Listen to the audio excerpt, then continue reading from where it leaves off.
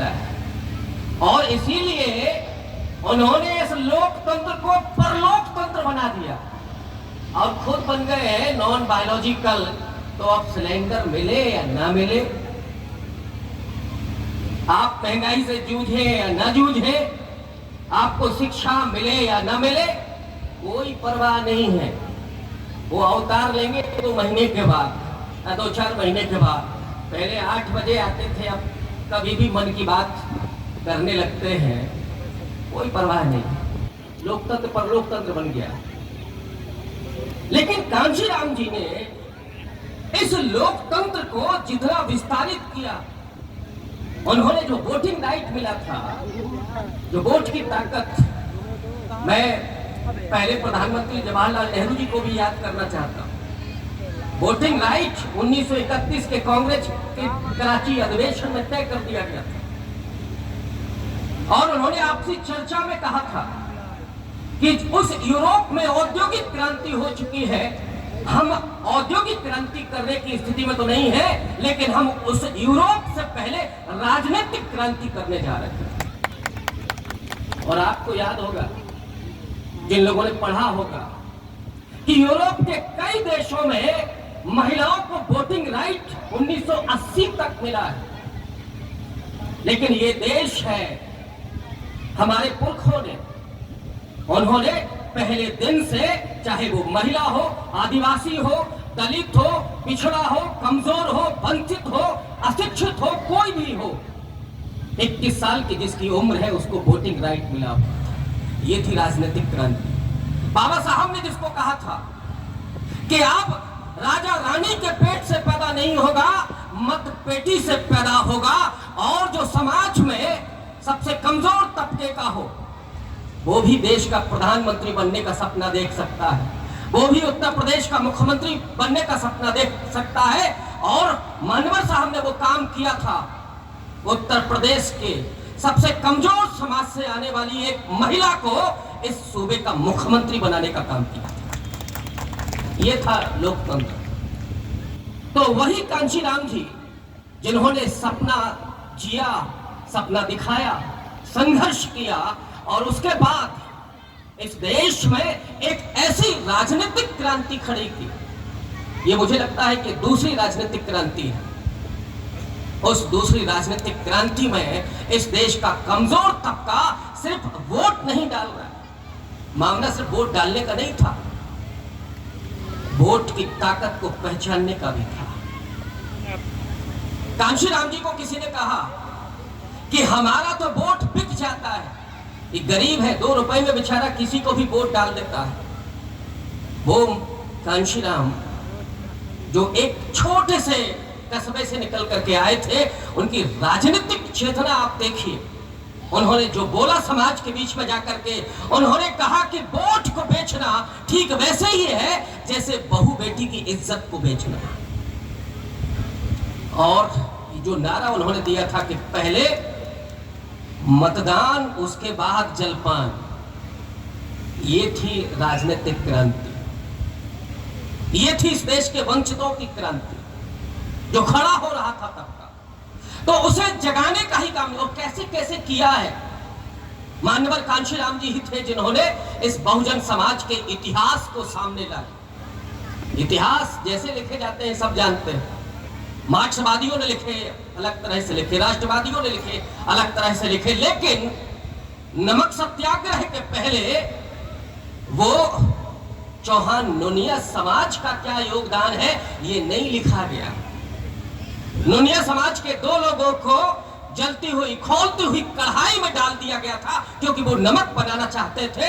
और यही आंदोलन जब गांधी जी के नेतृत्व में होता है तो गांधी हीरो हो जाते हैं, वो नोनिया समाज का व्यक्ति नहीं होता। चौरी चौरा के पीछे की घटना है, चंपारण के पीछे की घटना है। तो जो इस बहुजन समाज के लोगों ने काम किया था, जो नींव की मिट्टी में कहीं दबे हुए थे, कंगूरे तो बहुत चमकते हैं। इतिहास में नायकों को जिस तरह से बनाया जाता है वो इतिहासकार जानते हैं, और मान्यवर कांशीराम जी ने समाज के इन तबकों से अपने अपने नायकों को, नायिकाओं को खोज करके निकाला। जिन लोगों की बात की, कौन जानता था सावित्रीबाई फुले को, कौन जानता था उस वक्त ज्योतिबा फूले को। और वहां से लेकर के अब एक बात जो मौर्य साहब ने कही थी कि महिलाओं को पढ़ने का अधिकार, जहां से उन्होंने बात खत्म की, मैं थोड़ा जोड़ दे रहा हूं कि आजादी के बाद भी हमारी बेटियों की राह आसान नहीं थी।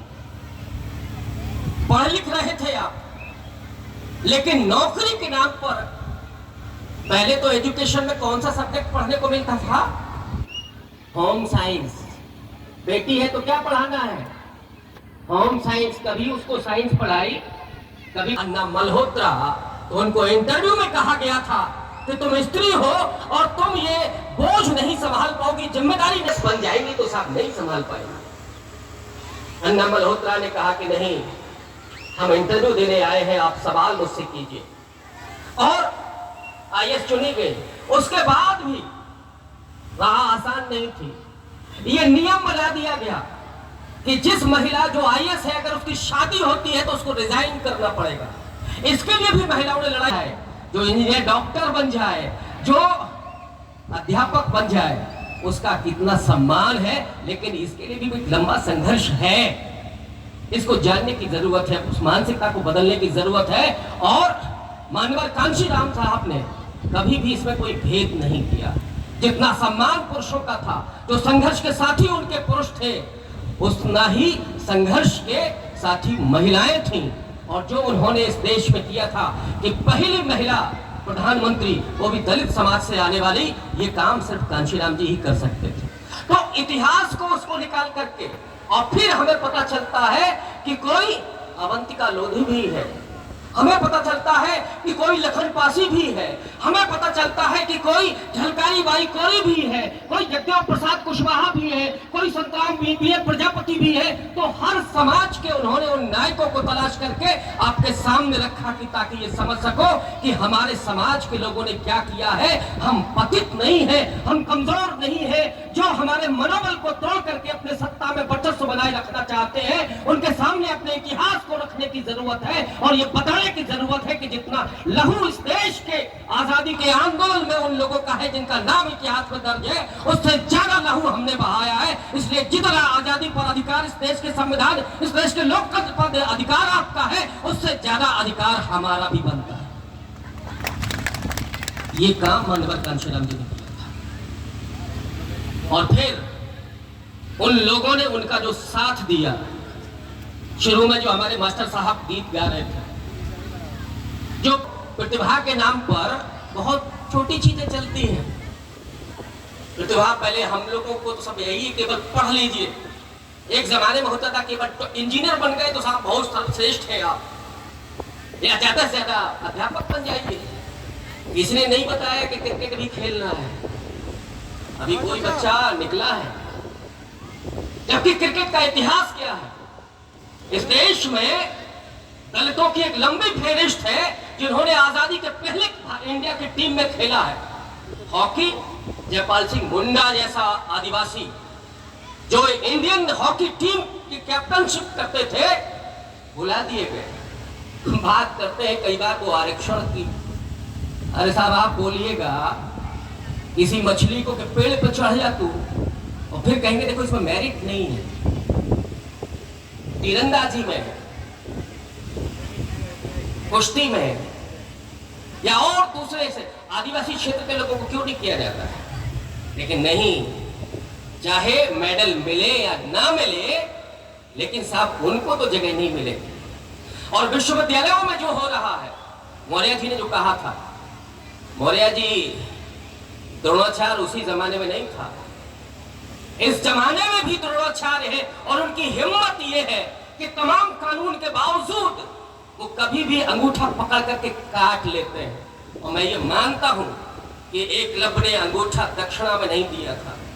उसकी प्रतिभा को देख करके उस व्यक्ति ने अपने तमाम लोगों को लगा करके पटक करके उसका अंगूठा काट लिया होगा। जैसे आज इंटरव्यू के नाम पर अंगूठे काटे जा रहे हैं, जैसे एडमिशन नहीं दिया जा रहा है, जैसे मेरिट लिस्ट में उनको गिराने के लिए कि साहब अब तो आप ओबीसी हैं तो फिर आप ऊपर नहीं जा सकते। यही तो असली खेल था। बाबा साहब इसी के लिए तो चिंतित थे कि ये जो वर्ण व्यवस्था है, ये जो 4 माले का मकान है, इसमें क्या है कि जो ऊपर है वो ऊपर ही मरेगा, जो नीचे है वो नीचे ही मरेगा। इसमें न कोई ऊपर वाला नीचे आ सकता है, न नीचे वाला ऊपर जा सकता है। इसलिए मैं एक ऐसी व्यवस्था करने जा रहा हूं जिसमें ऊपर बैठा हुआ मूर्ख नीचे आएगा और जो योग्य नीचे है उसको ऊपर जाने का मौका मिलेगा। आरक्षण किसी की खैरात नहीं है, आरक्षण वो राइट है जैसे संविधान ने दिया है, जैसे बाबा साहब के अप्रतिम संघर्ष ने प्रदान किया है इस देश के उन लोगों को जिन्होंने हजारों साल तक यातनाएं सही हैं। उनके खून के आंसुओं का ये बदला मात्र है उनको आगे बढ़ाने का, और ये समाज के बदलाव का मामला है।